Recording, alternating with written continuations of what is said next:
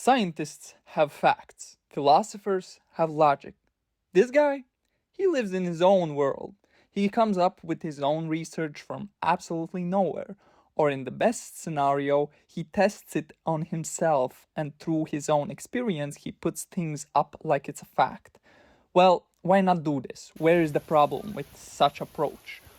Well, there are many. There is a reason scientists and philosophers don't just go off of their own experience only. They have some sort of a system that tests their theories, their thoughts. But why? Because if you don't have a way to test your theory, if you just go off your own experience, if you have no rules on how to play the game, then no one can disprove you. But at the same time, you can't really persuade someone else that thinks differently because there is no objective truth. There is just, I think this, and that's because I had this experience. Or as Hamza would call it, The the guy who best has the thing best is day in when life, girls it's the want to guy who sleep gets the with you phone without call you just having any because. commitment. He doesn't have any proof, any way of persuading someone that doesn't think that way because there is no inner logic. Someone might ask him, why is this the best way to live life? Because it feels good for me, he might answer something like that. And all a person has to say is, no, I don't think so.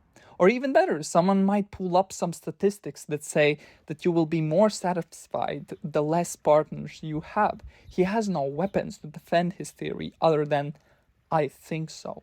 And unfortunately, that isn't a really good argument. And the only people that can be persuaded are people that latch on to his rhetorics. Because there is no real inner logic that can persuade someone. There is no argumentation to follow. The only real persuasion is from rhetorics, from him screaming to your ear, trust me, I know better. So it's basically following like a blind sheep, dissing his followers. Anyways, but let's give Hamza the benefit of the doubt. Let's say that he's an essentialist and puts the individual in the center. There is no real problem to put the individual in the center because there are questions that require the first person's perspective, questions that can be measured in a scientific study. Only the person can say what is his meaning to life, if he is happy, what truly makes him happy. You can't answer those questions in a lab. So the individual becomes the truth seeker. This way, you could defend Hamza. But here comes another problem. It's not like he is trying to answer those questions that require individual thoughts. He's telling people, eat 10 eggs a day, it won't boost your cholesterol and will give you morning wood. Inject testosterone so a woman can literally smell that you have higher testosterone. And the most famous one, his relationship advice, be an alpha male that sleeps around.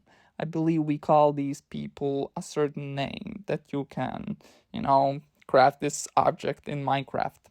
Anyways, later he claims that it's the alpha male lifestyle. And if you want to be successful, high value man, you have to live this way. And argumentation, because this lifestyle feels good for him. But there is a problem. He uses his personal feelings to make an objective truth. But he can't really do that because he is jumping categories. He's going from subjective truth to objective truth. The fact that he feels better some way doesn't mean that it is the truth that other people would feel the same way as he does. But it gets even worse. He's going against empirical stuff that you can actually measure in a laboratory, against facts. But let's say he is on to something. Why not do an actual experiment in a laboratory and get an Oscar of science for having a breakthrough in his research? Why wouldn't he do that? And be on the covers of every biological book in school and his face plastered on the walls and stuff, get millions from his research. Why not do that? It seems much more prestige, much more profitable than selling courses on relationships and steroids to little kids. Why is he doing all of this? There is no way that he is so foolish that he actually believes his experiments are the truth.